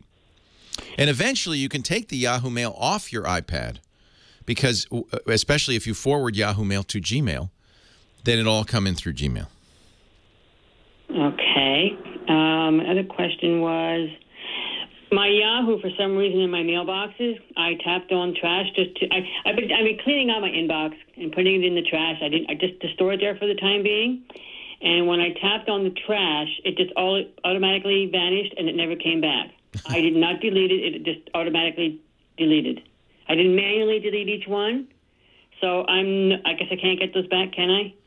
I would log into, and you can do this again on the browser, on Safari on the iPad, log into mail.yahoo.com and see if it's there. No, they weren't. You weren't? And you looked in the trash can? Yeah. Nothing there? No. Well, that's annoying. It is. And I didn't take it away, so those what I wanted to store in there just get out of my inbox. I'm baffled. It shouldn't do that. Shouldn't do that. But that's another reason to get rid of Yahoo Mail. Yeah. I don't think Yahoo Mail is very good. Well, you answered some of my questions, so that's great. If I don't back up my iPad, what do I really have to lose? All I do is store... You only have to lose what's on your iPad, and not the apps, or anything. Because you get a new Apple, new iPad, you just re-download all the apps. You sign into your Apple account. It knows you paid for them, so it won't cost you anything. It's just stuff you create on there. And I don't create anything. That's my fault. So you won't lose anything. So I don't have to bother to update them. I wouldn't. Nothing to back up if you don't create anything. Backup is always the stuff. You only back up the stuff you make that's unique, one of a kind that you created that you can't get anywhere else. That's not considering photos. Photos count. Oh, they do. Sure, they do. Okay. Do you have a copy anywhere else? Yes. Well, then you're backed up. So I don't need them. Okay. Right. Only if you should always have at least 2 copies of everything that you made. 3 if you really want to be crazy. That's. In fact, I'm going to do a Carbonite ad, and I'll explain why 3.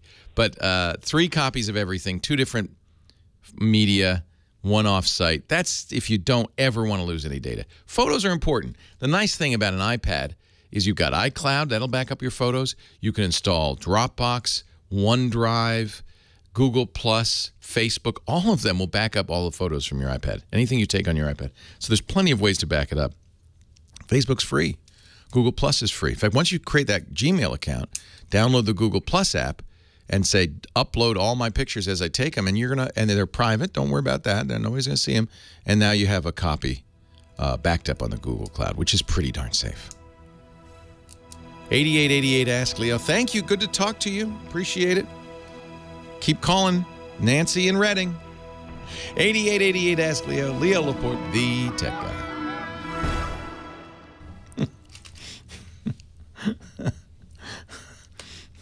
Yeah, but I need to. So what I want is, it's so easy to write. I just have to do it. I mean, it's not that easy, but it's pretty easy to write. I could even write an Android Wear app that would do that, which might be kind of cool. Hey, speaking of which, have you seen my new watch face? It's so pretty. So pretty. I think, Apple's going to be hard-pressed with the Apple Watch to compete with Android Wear because you can have any watch face you want. Oh, and you can just update it like with an app? Yeah. So you can make it look old-timey or super Yeah, future? you can have whatever you want. Shut the front door. I know. So cool. I know. Look, you want to see my tog? I got a tog here. I do. What? Mm-hmm. Yo, Yeah. that's what I'm getting myself for Christmas. Right. The only little thing is this little thing at the bottom, and it goes dark when you don't use it, but that's just to save battery. No, I even have a Santa watch somewhere. Maybe it's not installed. Oh, my God, and you can make it to match your outfit. You could make it to match your outfit, which I really like. Should I stay with the tog here? Look at that. And so that's battery life. Whoops. It's got battery life. It's got date and day. And then this other one. Where'd it go? Where'd it go? Where'd my watch face go? It had the Skymaster has weather too, 59 degrees and misty. That's pretty cool. Can you see it? Can you? Oh, it went dark. I love it. Apple's gonna have to do something pretty good to make me want it. Problem is, I have to buy an Apple Watch. I don't want one. I don't want to spend thousands of dollars. I did see Notch's new mansion. Pretty sweet, huh? He outbid Beyonce and Jay-Z, $70 million. He got so much money. The old app for the Mike B is an Apple script that uses Quicksilver. It was a hack. And I can't remember. I guess I could get it. I don't know. Maybe I could get it running again. But really, I want it to be. I think I love the idea of having this on a cradle in front of me, and it just telling me where I stand. And having it on a phone is great because then if we do a remote, I could take it with me. I don't know. Plus, it's a project. That the problem with programming is you can learn a language, learn how to write stuff, but then you need something to write.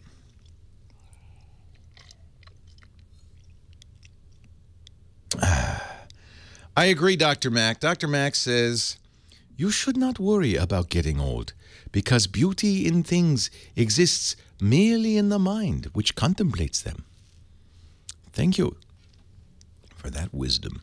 Notch is the guy who wrote Minecraft. That's who Notch is. And Microsoft bought it for how many billions? And he's 70% owner or something? I mean, the guy's insanely wealthy now, which is good.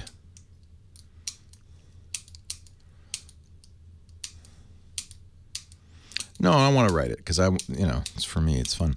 So I got the Android Studio. I downloaded it. The problem is you got to write it in Java. I hate Java. I guess I'll do it in Java. But I've heard rumors that the Go language, which is Google's new kind of scripting language, will support rudimentary Android applications. This is a rudimentary Android application. So, have you seen the $70 million mansion? Look, okay, so if he made like $2 billion, $70 million is, what, 3% of his wealth? That's like you and me buying a $100,000 house. It's like big deal. Big deal. When you have that much money, good news is it doesn't make him happy. So don't worry about that. Don't worry, he's not happier. This is the only picture that exists.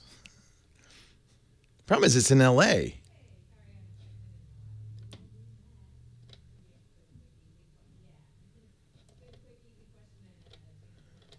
Ooh, here's he posted his okay, forget the $70 million house. He's got like a Jelly Belly factory in the house.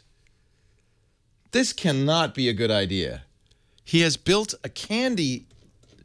I knew something was missing in my life. That is not a good idea. Would you want to? Really? Would you want that in your house? No, that's ridiculous. That's ridiculous. He's going to be 800 pounds. What do you even do with those? Like garnish, I don't know, your ice cream sundae? He's got a candy store in his house. What else did he have? Oh, here's the... Wow. That is nice. Oh, beautiful. It's not what I would have bought, but okay. Whatever makes you... Whatever floats your boat. Well, hey, how are you today? Leo Laporte here, the tech guy. Time to talk computers, the internet, cell phones, home theater, digital photography, all that jazz. 8888, ask Leo if you want to talk high-tech. Call me. We'll talk high-tech. We were talking in the chat room during the break about the creator of Minecraft, a Swedish guy, Marcus Persson. His handle is Notch. He single-handedly wrote the first edition of Minecraft. Created the company, Mojang, which ran the business. Minecraft, as you know, if you know any 12-year-olds, is the most popular game in the preteen set of all. Hugely popular, and it has never been free. You buy it, they make a lot of money, and of course, just a few months ago, Notch sold his company, Mojang, to Microsoft for $2.5 billion. The nice thing about this is, Notch owns pretty much the whole company. He at no point did he go out and sell, 50% of it to some venture capital firm. I think somebody said he's got 70%. He's got some huge chunk of it. So the guy's going to take home a payday of a couple of $1 billion. What did he do with it? Well, the first thing he did, he bought a house in Beverly Hills, outbidding Beyonce and Jay-Z $70 million for a very lovely home in Beverly Hills. In August, the house went on the market for $85 million. It's fitted with a car showroom, vodka and tequila bars, a 54-foot curved glass door that opens out onto a pool, 8 bedrooms, 15 baths. Why do you need more bathrooms and bedrooms? Twice as many. I'm thinking about that. I don't know. Apartment-sized closets, and a movie theater. But the thing I most liked, and Marcus has posted a tweet of his feet sitting on a chair looking at his own candy store. The house has a candy store built in. Now I see why Jay-Z wanted it. Forget the vodka and tequila bar. Forget the movie theater, the apartment-sized closets. I like the candy store in the house, in-house candy room, they call it, a candy room. Amazing. It's the highest price ever paid for a house in Beverly Hills. The sale closed in 6 days, and he took it all, including the furnishings, the exotic electronics, the towers of M&Ms, the giant grenade art, the replica of James Dean's motorcycle, all of it included. The 18-foot Onyx dining room table with place settings by Roberto Cavalli at the cost of $3,700 each. 3 high-definition 90-inch televisions. And, by the way, each of those 15 bathrooms has the latest Toto Neo-Rest toilets. They cost $5,600. What kind of, What are they, gold? Incredible. So, kids, actually, this is more for parents. When your kid says, I want to grow up and be a video game creator, say, okay, I just want a pink Cadillac when you make it big. The guy wrote Minecraft basically by himself originally. I mean, it was just a simple little thing.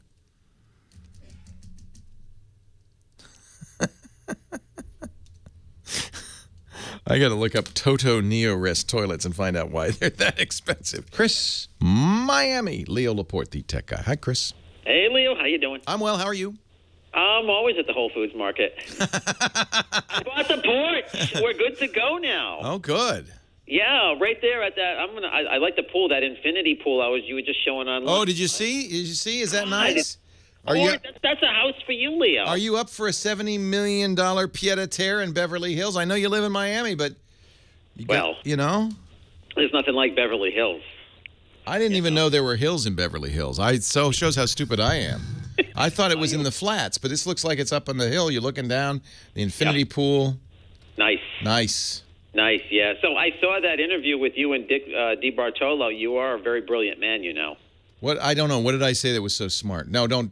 It's okay. Okay, so we'll leave that alone. I believe you. What can I do for you? That's what I'm here for. Well, you know what?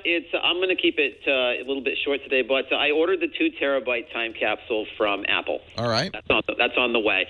2, you just did a carbonite ad, and that's what I was, because I was looking for finding one. I was listening to your older shows. I couldn't get one.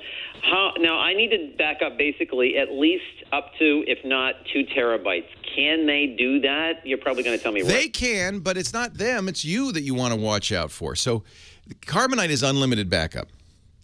They used to, after 200 gigabytes, they used to slow you down. They don't even do that anymore. They say, fine, do whatever you want. But remember, you got to do a little math because carbonite is using your bandwidth. I mean, you're uploading it from your system. So you've got to look at what your upstream bandwidth is. By the way, you know, when you are quoted bandwidth prices by the big internet service providers, they'll say things like, it's 20 megabits down, 1.5 megabits up, 20 megabits down. They focus on the big number. The downstream is always a lot faster than the upstream. So do some math, because if you have a megabyte or megabit, I'm sorry, not megabyte, megabit, and that's what they measure this in, or a megabit and a half upstream, to 2 terabytes may take you 6 months, may take you a year, may take you longer. Because remember, first of all, it can't use all of that. It can only use a fraction of that. Otherwise, you wouldn't be able to use your internet connection. That's not nice. So uploading your data is really designed not for the giant storage, but for, I would say, this. We're talking gigabytes, not terabytes, just because of your upstream bandwidth. So don't back up movies. And that doesn't make sense unless you made the movie. Don't, because you have a copy, presumably. Back up your documents. And most people, it's just hundreds of megabytes. Leo Laporte, the tech guy.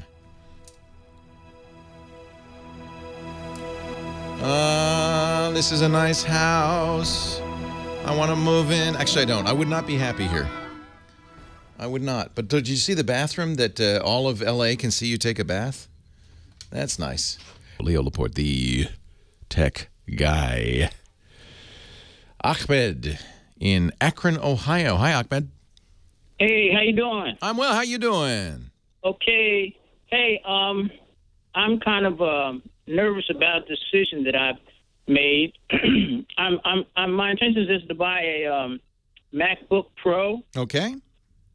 And it's a lot of money for me. The one that I looked at in Apple Store and Best Buy, it's I think $1,200 or something like that. Boy, that sounds like a good deal. Actually, I'm sure it's more than that.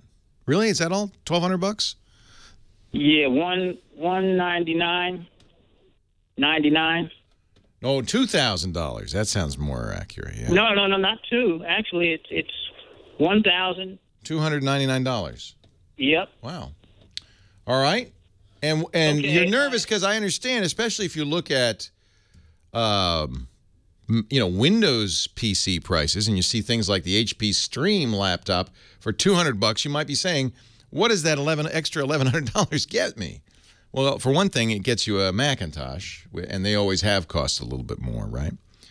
But for another, I feel that you're getting a better made computer with more capabilities. What are you going to use your computer for? All right. Now, I'm kind of in love with the iOS system. Okay. So you have an iPhone or an iPad? Yeah, I got an iPhone 5 right now, but I'm thinking about going up to the Plus, the 6 Plus eventually. Right. Mm-hmm. But I just want to, all I do is check the news out, BBC and different stay up on the news, and I watch a lot of marathon races. New York Marathon. So you use the. Are you a runner? Yeah, I'm a runner. Yeah, that's awesome. So you use the internet. You probably get email too, right? Yeah, I do. But you're not editing movies particularly, or making music or anything like that. No, that's beyond me right now. I don't know how to do it. This is probably overkill, to be honest. It's probably more computer than you need. You're right. It's a gorgeous computer, and you get a Retina display. You're looking at the 13-inch MacBook Pro with Retina. Battery life is pretty good on that. The screen is the best ever, stunning. It's got a lot of nice features. It's a high-end laptop. You might not need all of that. I do feel like I don't want to discourage you from buying a Mac, and Macs are gonna be more expensive. A MacBook Air, which would be a little bit less, they started at maybe $900, would probably be sufficient for you.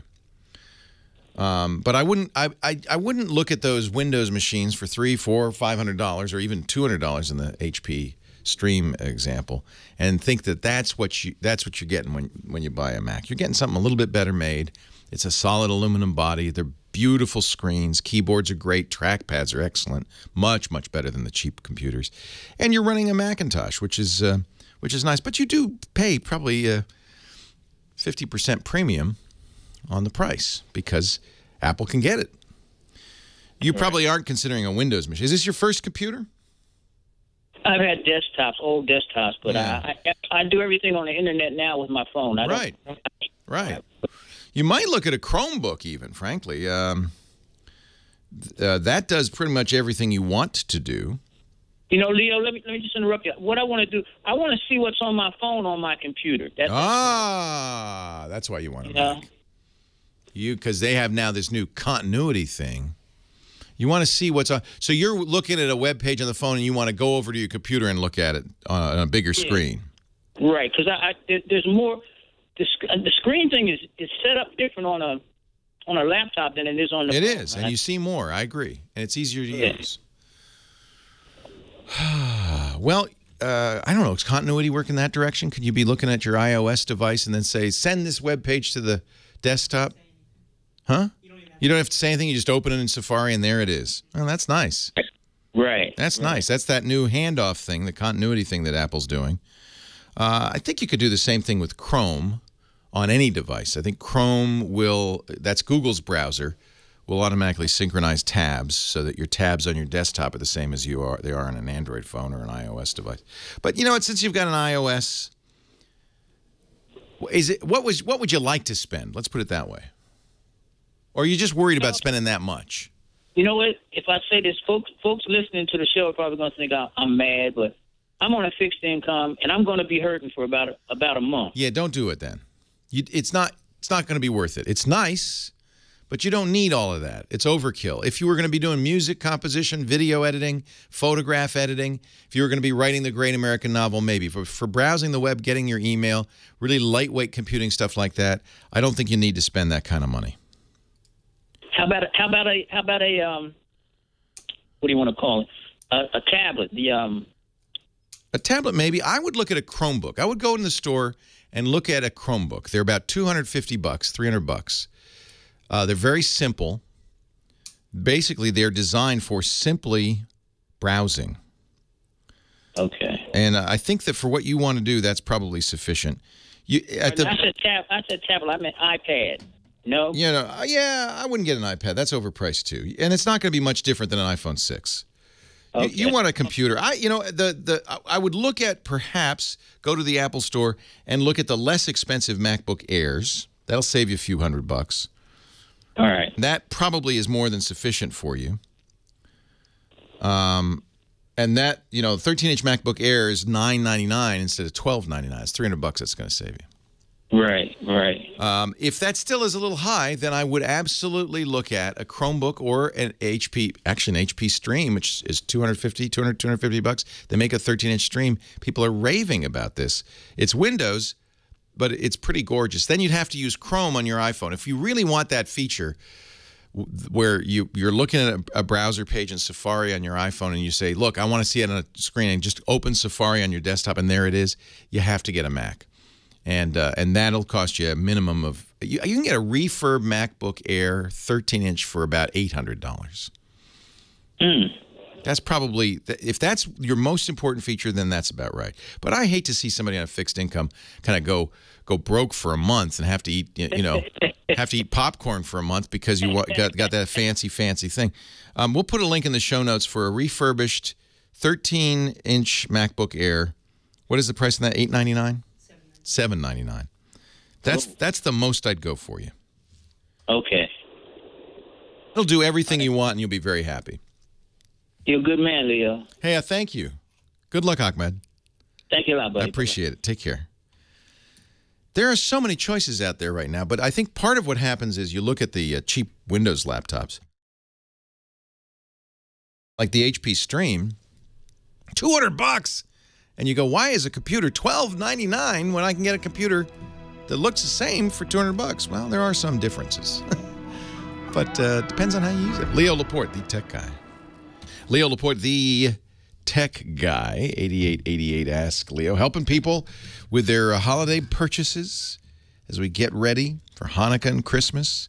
Todd's in Sun City, California. Hi, Todd. Hello, Leo. How are you doing today? I'm well. How are you? I really hope you can help me. I have an E-machine. I've had it for about 10 years on an XP, and we were looking to get a laptop. Yes. And our friends just happened to have a HP Pavilion 4 that they gave us with Windows 8. Aren't they nice? Every time I try to update the Windows, it freezes at 12-13%. I have to do a auto repair, and it goes back to past date. So are you doing a system restore or a full restore of the operating system? Well, I try to update Windows, do the updates, and it freezes at 12. So yeah, here's how it works with Windows 8. We're well beyond that now, and you do have to do all the Windows 8.0 updates before you can get to Windows 8.1, and you get that from the Metro Store.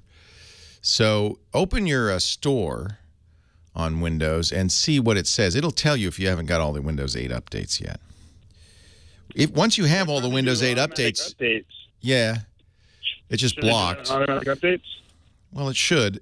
That's why I'm asking if you did a full system restore, which is what I would do on a brand new computer anyway.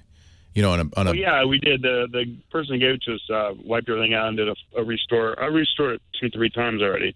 So you went to the control panel and you restored the system. You overwrote the operating system to start from scratch.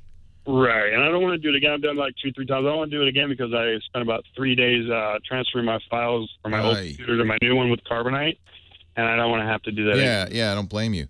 Well, okay, so the question I have is what is happening? Why is it not finishing the Windows 8 update? Well, I looked on Google. It said something about a Black Friday thing that Windows sent out for Black Friday. Well, those are for Windows 8.1. So understand you are on an older version of Windows. 8 and 8.1 are very, very, very different. So we won't let you go to Windows 8.1 until you've applied all the updates to Windows 8.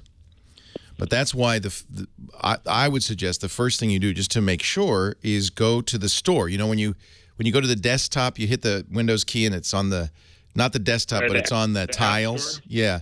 And in that store, type STORE and hit return. It'll launch it. It'll say, right, if you don't have Windows 8.1 yet, the very first thing you see is get Windows 8.1. Click that, and then it'll tell you if you're up to date. If you are, then it will install Windows 8.1, and you can go from there. All right. So I'm not sure I don't know where you're hanging up. It's possible that you have all the Windows 8.0 updates you need. If that's the case, then this will solve it. Go to Windows 8.1, and now you'll be updating Windows 8.1, and that should work better. Okay, great. Try that anyway. Since you started with a clean install of Windows, and that's the other thing, is make sure that he really did a clean install, like wiped the drive. You know, one of the nice things about Windows 8, and this finally Microsoft does this, you don't even need any disks. There is a rescue partition on that hard drive, and unless it's been corrupted or damaged somehow, but that rescue partition has a full Windows 8 install on it. It'll install the version of Windows that the PC came from the factory with. Presuming that he did that and completely wiped it and started all over again, you shouldn't be having problems with Windows updates. You know, that happens when you have a machine that you've been running for a while, it's got a lot of weird stuff on it, and then updates can get blocked. If there is a blocking update, if there's an update that doesn't install, it won't go past that, right? It'll keep trying to do that, never does it, and it'll never get anything new. And that happens even today. You wouldn't think, but it still even happens with Windows 8. You can go in the control panel and remove those updates, and I probably would do that. And so ask your friend, did you completely start from scratch? Is this a brand new, fresh install of Windows 8?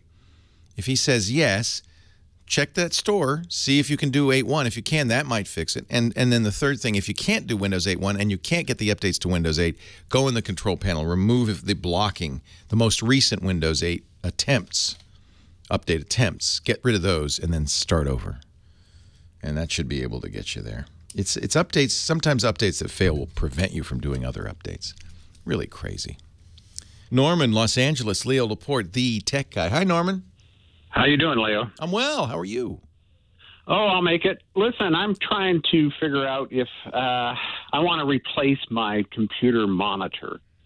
And I'm thinking, why not put an HD TV and use it as a monitor? Will I lose quality? Yeah, well, so understand that a TV is different than a computer monitor. Believe it or not, a computer monitor is higher quality in most cases, higher resolution for one thing. So your TV set's probably HD TV, so it's 1080p, and it's designed to be viewed at a viewing distance of 10 feet. If you get closer, a 1080p screen at 55 inches, you're going to see the dots. Okay. Because remember, a computer monitor, even if it's a 1080p, is much smaller. It's 15 inches or maybe 27 inches. It's at best half the size of your HD TV. Correct. So HD TVs the screens, believe it or not, are not as good as computer monitors. And there's a lot of other stuff that might get in the way. You have to use an HDMI connector and stuff like that. But people do it. It's just it depends what you want to do. If you're doing a word processor, a lot of text, not going to look great. If you're looking at your photos, it might not be bad. Well, I do a lot of that, looking at photos. Yeah, you certainly can do it. And the other thing is, you're paying for stuff you're not using. All the TV tuner stuff. A monitor is just a screen. Yeah, I understand that, but a 27-inch monitor, it costs probably the same as a 32-inch. No, not at all. It's $300. Yeah. Go to Dell, get that. You'd be much better off. Higher resolution, better quality. Leo Laporte, the tech guy.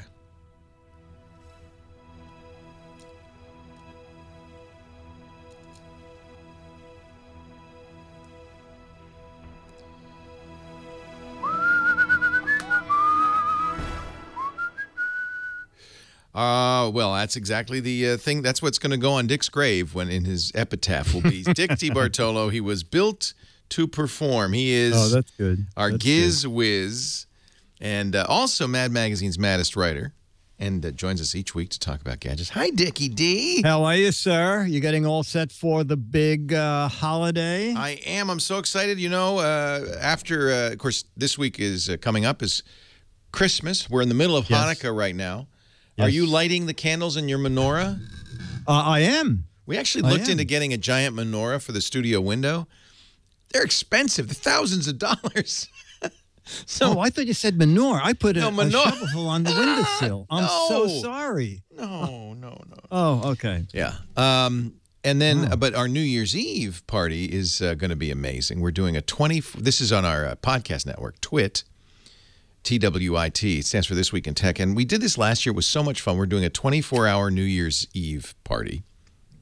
It starts at 3 in the morning New Year's Eve. Kind of the day before. Yes, because exactly. we're gonna do a 5, 4, 3, 2, 1 countdown in every time zone.